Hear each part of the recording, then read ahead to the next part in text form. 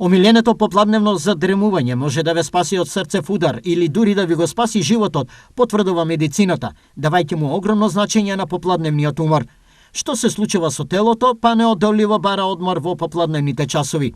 Студиите укажуваат на тоа дека попладневното спиење, доколку е во краткотрајни интервали од 15 до 30 минути, имаат голем бенефит за здравјето на човековиот организам. Пред се, тоа е можност за организамот да се справи и да го редуцира стресот кој што е акумулиран од предпладневните часови, кои што се најчесто период кога луѓето се на работа и се изложени на стресот од работната средина. Потоа можност за обновување на меморијата, за подобрување на имунитетот на човековиот организам.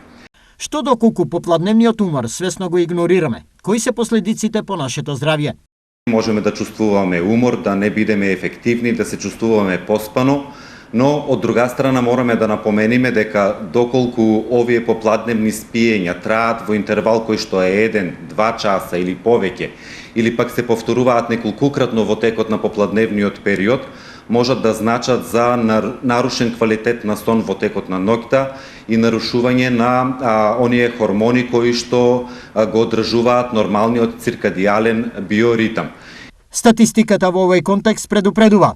25% од срцевите удари се случуваат поради непопладневно задремување.